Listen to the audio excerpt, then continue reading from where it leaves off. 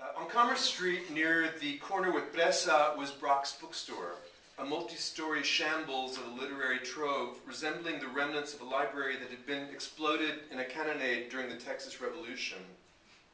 Old Man Brock, a pioneer Texas bibliophile, presided from behind a great oak desk, reclining his ample frame in a vast chaw-stained denim overalls into what appeared to be a throne of musty old books. Norman Brock was reliably cranky, a John Birch Society-leaning Texas nationalist with Confederate flags decking the old shop, so it must have taken him by surprise when Mexicans, especially young ones like me, would frequent his libreria. You climbed over tumbled-down books, pillars of books, sidling between tall stacks where a beat-up copy of Paradise Lost might be shelved next to a dozen pristine paperbacks of Riders of the Purple Sage.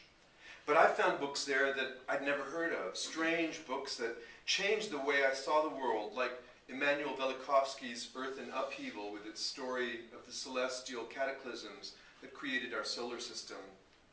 To make a buy, I'd hand Mr. Brock the pile of tomes harvested during an hour when he and I usually were the only two in the store, never saying a word to each other.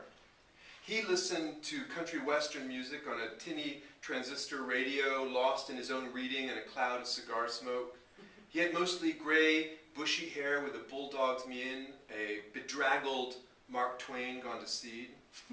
When I came up to the counter, he'd take a bead on me through dirty eyeglasses and slowly pull the moist, flattened cigar stub out of his mouth, rasping a hand against his unshaven jowls and placing it behind an ear while he received the volumes to deliberate on for pricing.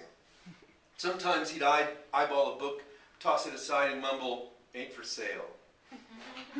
But most of the time, the price was nominal, 50 cents, $1.50, $5, regardless of whatever treasure he said you were stealing from his great literary trove.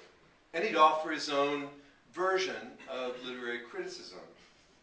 Dobie was a clown and a left-wing drunk, he said of the Texas writer J. Frank Dobie, a friend of my grandfather Leonidas, when I bought a copy of A Texan in England. You want to read about cowboys, you're better off reading Roy Rogers, son. Then continuing, 50 cents, you're robbing me blind. Once I found a large vintage edition of Leaves of Grass bound in a cover of actual woven grass, dyed viridian so it would appear ever freshly cut. Whitman, I was looking for this copy about 10 years ago. Where the hell did you find it? Now, son, he was a full homosexual and draft dodger, so I'm not sure this is proper reading for a young person like you.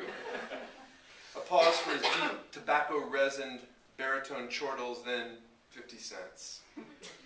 As he wrapped your purchase in an already much-used brown paper grocery bag, he'd toss in a few of his trademark wooden nickels, an Indian chief in profile on one side, an advertisement on the store, and San Antonio on the other.